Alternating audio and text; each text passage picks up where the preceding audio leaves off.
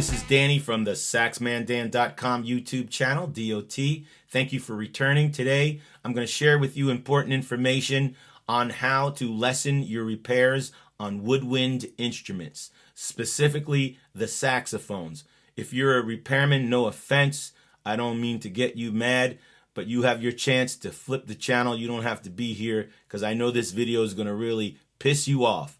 Now, starting with my personal story, right now I own 7 saxophones. I used to have more, but now I have lucky 7.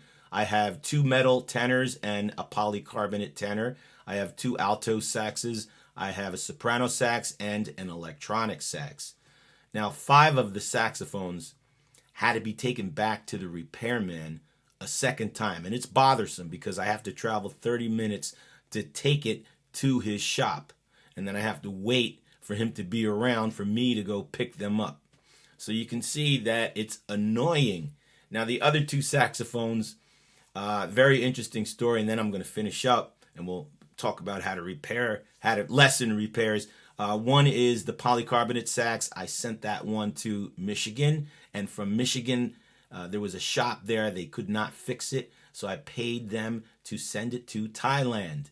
Okay, then the other sax is an electronic sax, and I sent it to North Jersey for a repair, and they don't have the part, and I've been waiting a half year for them to send me the part. They're waiting for it from Japan. And by the way, the polycarbonate, I've been waiting for that sax for over a year.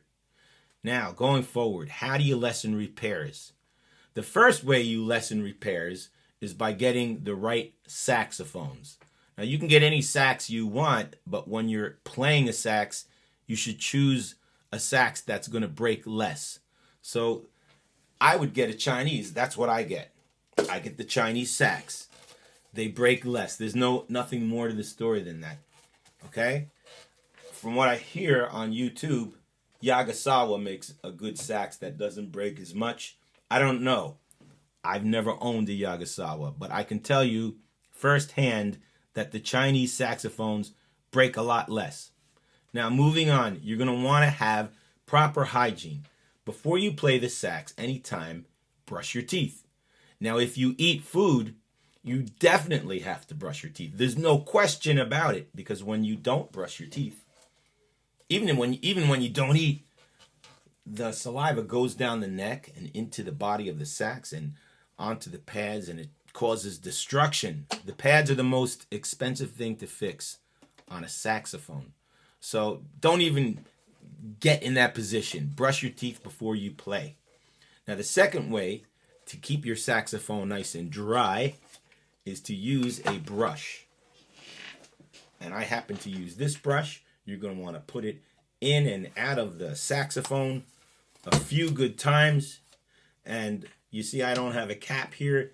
I put this plastic tie and it works great. The caps always come off. This way, if it gets stuck, if it's all the way deep in there, I can just pull it out. So you can do that in and out until it becomes dry. Now, the second way you can dry your saxophone is the neck piece. Take the neck piece and you can use your swab. People have different swabs. There's all kinds of different ones on the market, but I actually prefer the silk swab. Some people put it in and pull it all the way through. I kind of go half and half. I go like this a few times until it gets nice and dry.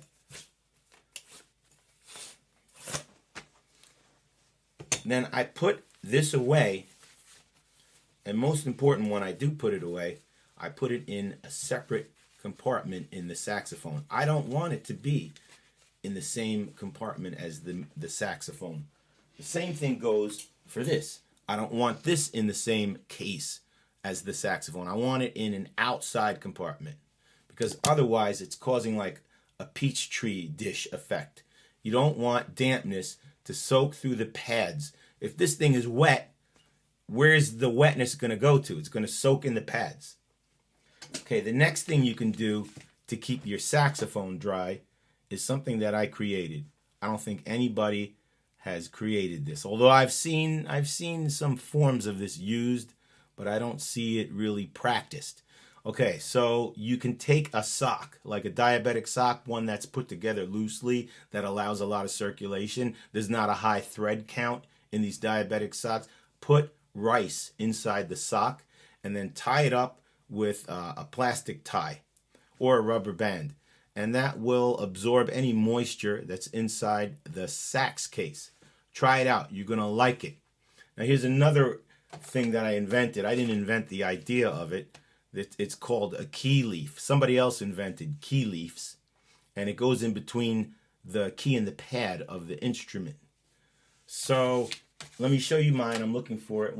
I found my key leaf, and you can create one too for only pennies on the dollar. Instead of wasting money on eBay and Amazon, all you do is purchase a paper plate from Costco, and you do like what I did. You cut a piece out.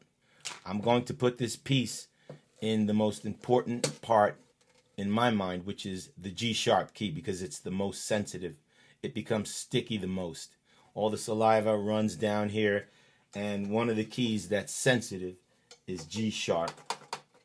So stick this in between the pad and the keyhole and just leave it there until the next gig. There are other places on the sax where the keys close up, but I'm not as concerned about them because they're not as sensitive, and if I push a button, they're going to eventually release. Okay, leave it there. Now the last trick I'm going to teach you is the $100 bill trick. Let me look and see if I got any money. Usually people tip me, and I have some cash available in the horn. You're going to want to use 100. I think I found one. A $100 bill is the best bill to use because it's usually circulated a lot less. And you can use a 1, a 5, 10, a 20, a 50. You can use like a $100,000 bill. I've never seen those. If you have one, let me know. Send me a video of it. Take this to clean the residue off your pads and your keyholes. Put it in between the pad and the keyhole like this. Press down the pad and then pull the currency out.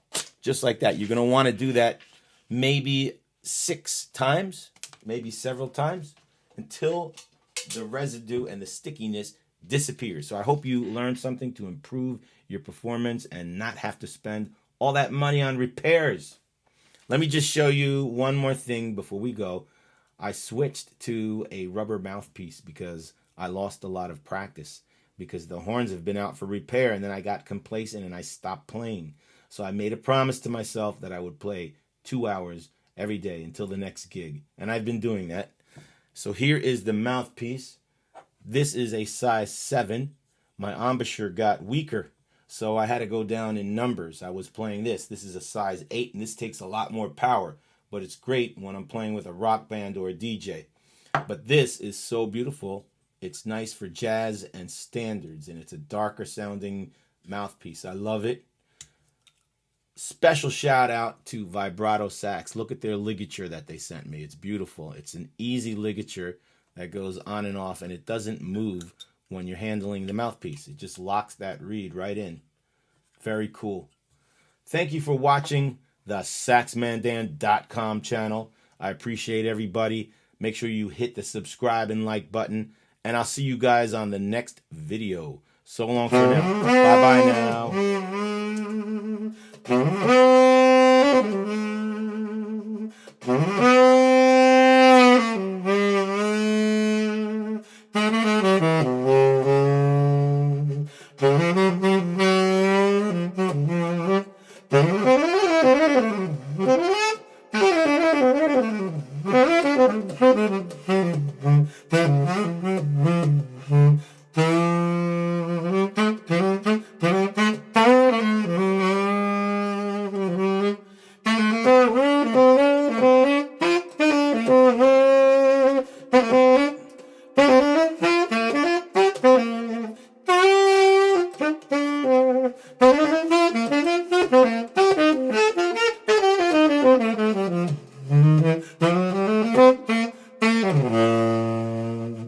Hey, thank you very much for visiting SaxManDan.com.